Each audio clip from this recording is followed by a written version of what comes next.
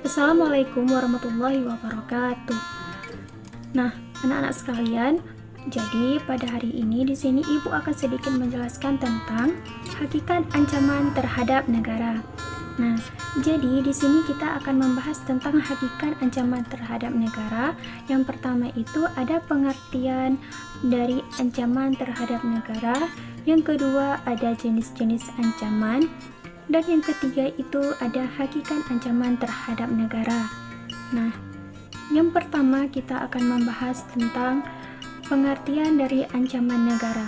Nah, jadi ancaman negara itu menurut pasal 17 tahun 2011 Undang-Undang Dasar 1945, di mana ancaman itu merupakan segala tindakan maupun perbuatan yang mengancam keselamatan negara itu sendiri, itu disebut dengan ancaman yang dapat mengancam falsafah maupun kedaulatan negara Republik Indonesia. Sedangkan ancaman secara umumnya itu dapat diartikan di mana ancaman itu sendiri segala perbuatan yang dapat dilakukan dengan perbuatan politik. Jadi sama saja, baik itu pengertian yang terdapat dalam pasal Undang-Undang 1945 maupun pengertiannya secara umum, hakikatnya itu sama saja, di mana sama-sama yang segala perbuatannya atau tindakannya yang tujuannya itu adalah mengganggu negara ataupun mengancam keselamatan negara, maka itu disebut dengan suatu ancaman. Nah, selanjutnya adalah jenis-jenis ancaman. Nah, jadi ancaman terhadap negara di sini ada 5. Yang pertama di sini adalah subversi, dan yang kedua adalah infiltrasi, yang ketiga pemberontakan, yang keempat intervensi, dan yang kelima di sini sendiri adalah invasi. Nah, kita akan membahas satu-satu, di mana yang pertama di sini adalah subversi. Apa sih itu subversi? Nah, jadi subversi itu sendiri merupakan ancaman yang dilakukan di mana itu ia ingin merubah falsafah negara dan juga mengganggu keselamatan dari negara Republik Indonesia. Itu merupakan ancaman dari subversi. Nah, yang kedua di sini adalah infiltrasi.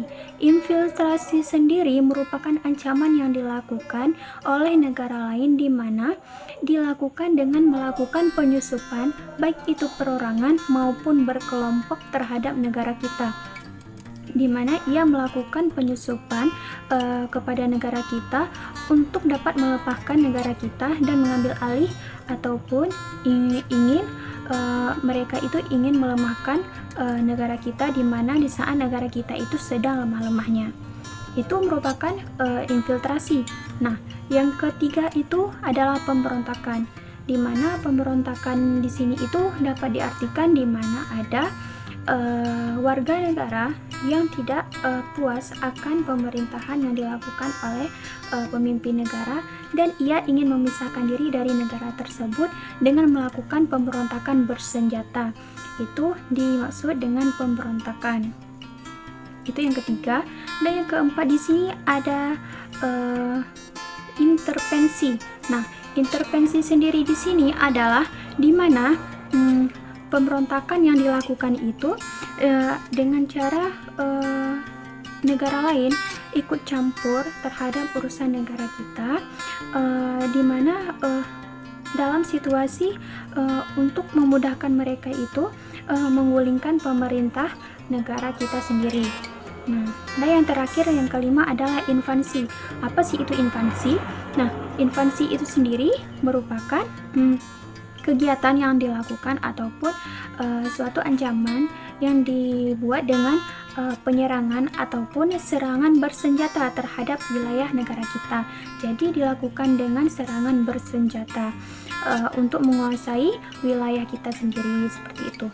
Nah, selanjutnya itu adalah ancaman terhadap integrasi nasional. Ancaman terhadap integrasi nasional ini terbagi lagi menjadi 2, di mana yang pertama di sini ancaman berdasarkan asal datangnya ancaman, dan yang kedua di sini adalah berdasarkan bentuk ancaman. Nah, Berdasarkan asal datangnya ancaman.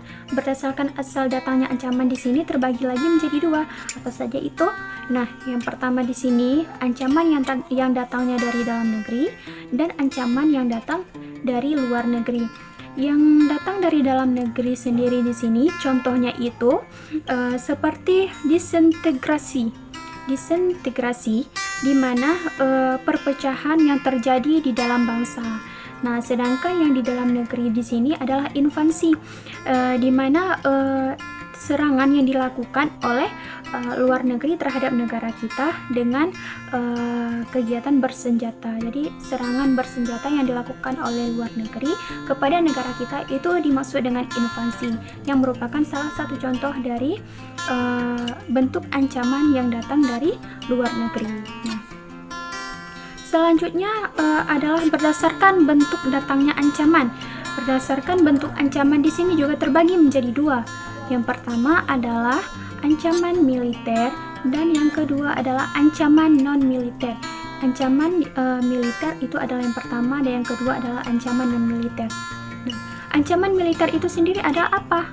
Nah, ancaman militer itu merupakan ancaman yang dilakukan oleh seseorang ataupun oleh sekelompok dengan menggunakan senjata militer. Seperti contohnya adalah pemberontakan bersenjata. Nah, sedangkan ancaman non-militer di mana pemberontakan yang dilakukan itu tidak menggunakan senjata militer. Contohnya itu seperti korupsi dan juga nepotisme. Nah, nepotisme, apa sih itu nepotisme?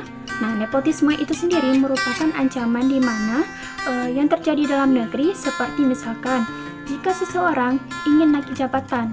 Nah, sebetulnya ia tidak pantas mendapatkan jabatan tersebut, tetapi ia mendapatinya karena ada orang yang berpengaruh dalam ia naik jabatan.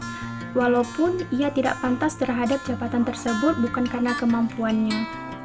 Itu merupakan salah satu ancaman juga bagi negara kita. Nah, mungkin cukup sekian ya anak-anak pada hari ini. Lebih dan kurang Ibu mohon maaf. Ibu ucapkan wassalamualaikum warahmatullahi wabarakatuh.